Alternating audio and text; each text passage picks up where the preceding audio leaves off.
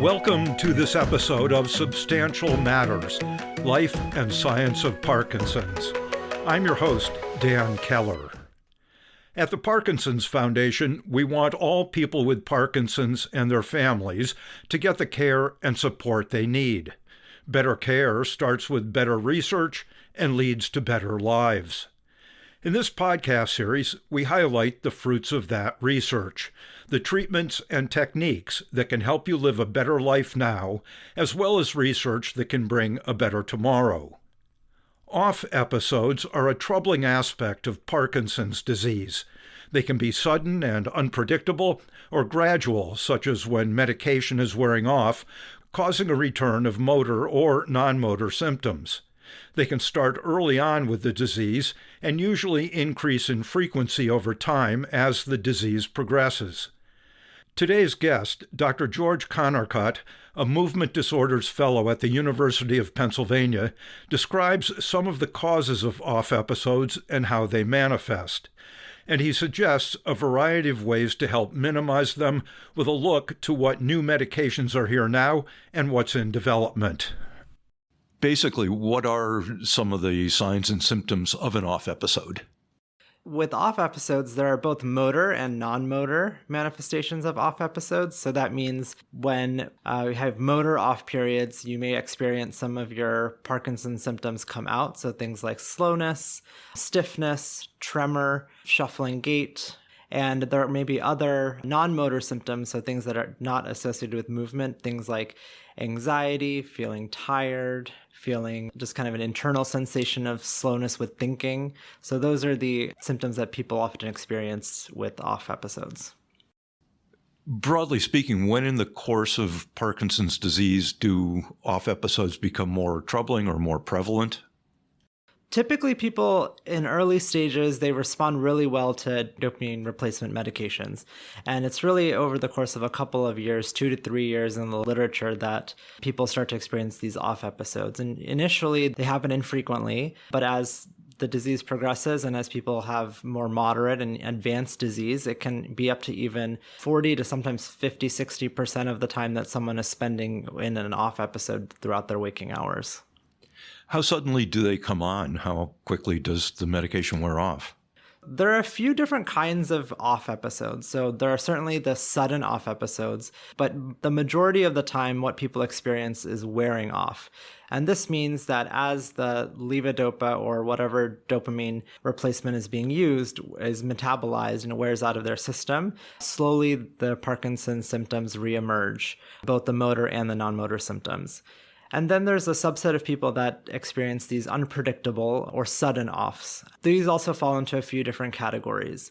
Sometimes it can be that you take your medication, the medication starts working as usual, but then you're going along doing your normal routine, and then all of a sudden your off symptoms come on without any warning. There's other types of sudden offs where the medication that you normally take, you take it as you normally would, but it just doesn't work for you at all after you take it. And then there are kind of partial offs where you take your medication as you normally would, but you don't get that good on as you typically would expect. So those are the different kinds of unpredictable or sudden offs. Are there identifiable factors that affect the occurrence of off episodes? The underlying mechanisms for why off episodes happen are not entirely clear. There are a few ideas that we understand in the Parkinson's community. So the first one is that as the dopamine-producing neurons in the brain die off, there's just less of them around to kind of use that extra buffer of dopamine that we provide through the gut. The other idea that's thrown around is that actually in people that have more advanced or severe Parkinson's disease, they just don't absorb the medication as well or less reliably. And this can be due to a multitude of factors, but the main ones are delayed gastric emptying, so slowness in how your stomach moves along food into your intestines, and then also actually how food is absorbed and passed along once it reaches the intestines too. And so this changes the way that the medication is absorbed into the bloodstream, and then as a consequence, how long it takes to get into your brain. And it may be at irregular intervals. I mean, that's what we understand about why these off episodes may occur. And really the way that we target or deal with these off episodes, the first is to try to make sure that we have a more reliable spread of dopamine replacement over the course of the day. And this can mean either taking your carbidopa, levodopa more frequently, sometimes at smaller doses if you have side effects at higher doses, such as getting dyskinesias at high doses. So splitting the medication into smaller doses, taking it more frequently. And then oftentimes we have to add on other medications to help provide a more continuous level of dopamine supplementation. And this can be through medications like dopamine agonists, medications like ropinirole, some people may use, and then other medications that change the metabolism, so the breakdown of carbidopa, levodopa in the bloodstream, so to make it last longer. And so these are medications like COMT inhibitors, a word that you've heard. So those are the main strategies. And then we can talk a little bit about some of the things that are coming down the pipeline even that are exciting to help treat the off periods. And now that I think about it, I can also tell you about some of the medications that are already out there that treat these more sudden off periods. There's an inhaled form of levodopa. So that's often used when people have these sudden off periods, and it's really like an inhaler that you use whenever you have an off period, and that can be used as a rescue medication. There's an injectable form of a medication called apomorphine, and then there's also one that you can place under the tongue of that same medication, apomorphine. So those are both used as rescue medications for those sudden off periods. But initially, the goal is to kind of even out the dopamine supply or dopamine replacement over the course of the day. Once someone takes levodopa, is it possible for any other medication that they take later or food to interfere with it? Or once it's in your system, it's in and it's okay? So that's a great point. And so that's something we think about often. So levodopa is an amino acid. And so what that means is that if you take levodopa with other foods that have proteins in them, that protein is competing for absorption with the levodopa.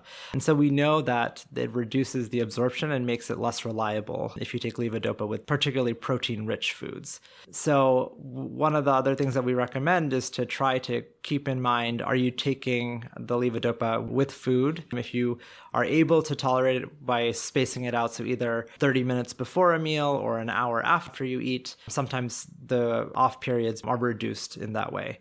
And then there's other tricks that have often been helpful for individuals. So help speed up absorption, actually crushing at least the immediate release carbidopa, levodopa in your mouth as you swallow it so that it gets absorbed more quickly. That can also help with sudden off periods and also to help get absorbed into your system more quickly during a regular dose. And then there's also another strategy where you can mix the crushed carbidopa levodopa tablet in acidic or carbonated water. That also helps the carbidopa levodopa get absorbed more quickly into your system. So those are a couple of tricks that you can try. And then the last piece of advice I'd add is there's literature on gastroparesis, so delayed emptying of the stomach, and how that can play a role in decreasing the absorption of levodopa in a consistent manner. There's a little bit of controversy. We rely on our gastrointestinal doctor colleagues to help us with treatment of gastroparesis, but that's something that you can talk to your physician about if you're concerned that you're having symptoms of gastroparesis or delayed stomach emptying, which are often bloating and belching and lots of nausea immediately after you eat. And I guess we should note that levodopa in your stomach doesn't do you any good. It has to make it to the intestine to be absorbed. Yeah, that's absolutely right. That's absolutely right. What about people planning ahead not to have an off episode, say they're going to be in an event or something like that? I know Michael J. Fox says when he goes on TV, he has dyskinesias. He's twitching and writhing because he doesn't want to have an off episode, so he kind of over-medicates. That's a great point. I will often advise my patients to actually have some extra carbidopa, levodopa on hand when they're going to a wedding or to an uncertain situation where they need to be in an on state. As long as you know that you're not going to have a side effect by taking an extra dose, like such as dyskinesias or sleepiness or nausea, it's often okay to just take that extra dose, a tablet or half a tablet, to prevent an off period or to make sure that you're really on when you need to be. The other consideration for that is, so make sure that you're also reliably doing the things that you would do on a normal basis, making sure you're not taking it around food, when you're at an event. And then the last thing I will say is that anxiety and stressful situations are commonly reported in individuals to bring out off periods or making medications feel like they don't work as well. Paradoxically, can higher doses of levodopa raise the risk of wearing off phenomena more than normal? So there's some reports in the literature, and Stanley Fawn, one of the grandfathers of the movement disorders field, will often mention that there are some individuals where they've been on high doses of carbidopa, levodopa for a while, and then they start to have wearing off episodes, or even episodes where they're just go completely rigid. And then actually reducing the dose of carbidopa, levodopa will help, that they feel better with reducing the dose. So that's something we'll often try if we notice that it's an individual that's been on high doses for a long time. But I think that's more of the exception rather than the rule. If someone is noticing or experiencing off episodes, when should they report it to their movement disorders neurologist, or should they do it right off the bat, to fix it immediately? I think you should definitely let your movement disorders neurologist know as soon as you experience one, because I think there are probably simple things that you can do, and they can provide you advice on that to just help reduce that off period, because we want to make sure that you're living life at your best and have the best quality of life that you can. And so that means minimizing those off periods. And another term that's often thrown at it is having your best on periods too. So that can mean titrating your medication, moving it around, changing the dose.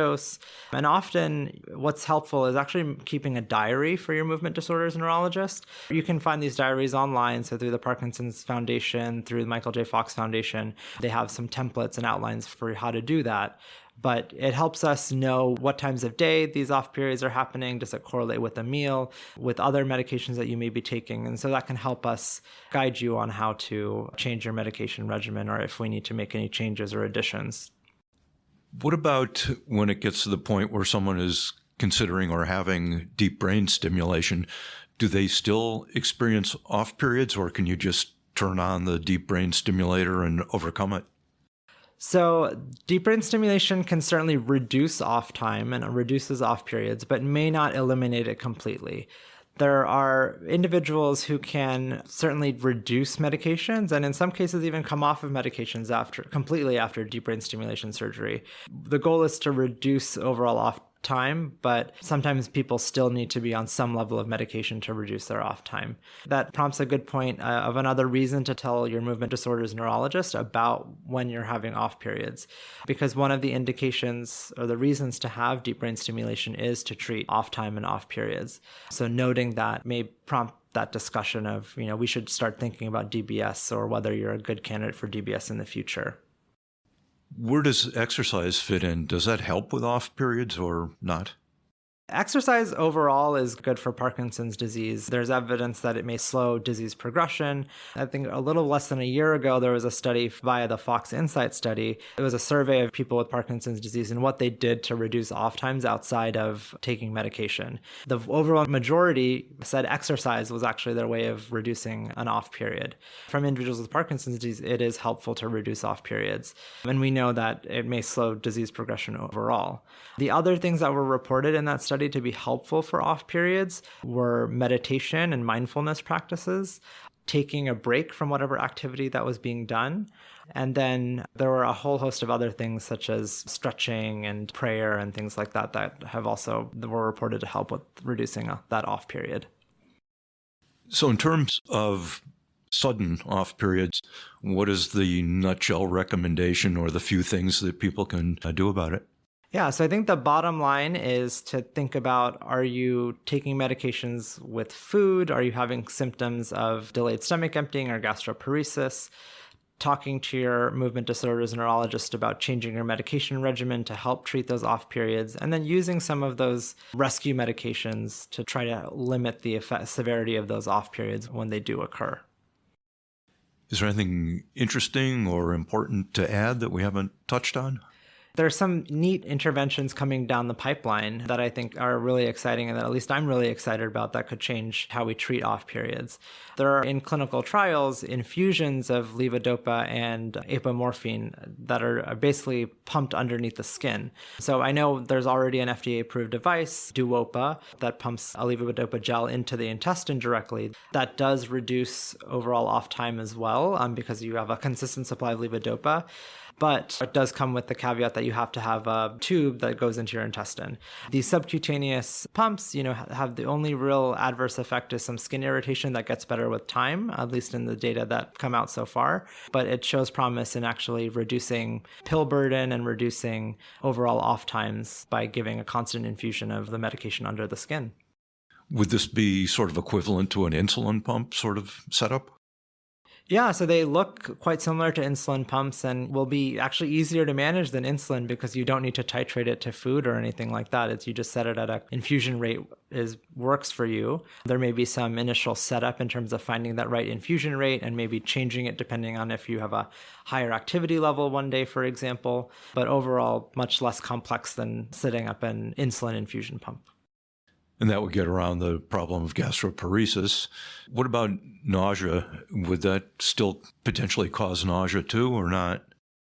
For levodopa, it certainly will help reduce nausea, but the apomorphine nausea could still be a problem. But there are medications that we can prescribe to get around that. And some people, the nausea does get better with time. Is that the big news coming along, or is there other stuff too? I think those are the big things right now for sudden off periods that I'm aware of. But I know that's something that people are continuing to work on. And, even things like better targets for GBS are also underway too. Not necessarily specifically targeting sudden off periods, but better ways to target specific symptoms such as freezing of gait. That can be associated with off periods, but not necessarily treated very well with our current medications. Very good.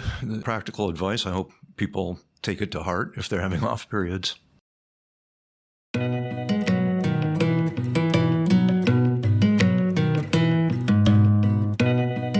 As Dr. Kannarkat mentioned, the first step, if you are having troubling off periods, is to discuss the problem with your movement disorder neurologist, since there are a number of medications and strategies that can help. Also, keeping a diary of when and under what circumstances they occur can give the doctor a better picture of the problem. Also, in a previous podcast titled How to Manage Parkinson's Off Time, Dr. Irene Malati explains what causes so-called on-off fluctuations and how you can work with your doctor to manage them. You can find it in our list of podcasts at parkinson.org/podcast. And if you come to our library at parkinson.org/library, you'll see a link to a fact sheet called Motor Fluctuations, which also discusses non-motor fluctuations with information on why both happen, treating them, and an overview of specific classes of medications. April is Parkinson's Awareness Month, and this year we're going to take 6 for PD. New research shows that someone is diagnosed with Parkinson's disease every 6 minutes. Take 6 minutes this month to spread awareness and help create a world without Parkinson's. Visit parkinson.org/awareness to find out more. News and updates about future events and resources are available by joining our email list at the bottom of our website's homepage. If you want to leave feedback on this podcast or any other subject, you can do it at parkinson.org/feedback. If you enjoyed this podcast, be sure to subscribe and rate and review the series on Apple Podcasts or wherever you get your podcasts. At the Parkinson's Foundation, our mission is to help every person diagnosed with Parkinson's live the best possible life today. To that end, we'll be bringing you a new episode in this podcast series every other week. Till next time, for more information and resources, visit parkinson.org or call our toll-free helpline at 1-800-4PD-INFO. That's 1-800-473-4636. Thank you for listening.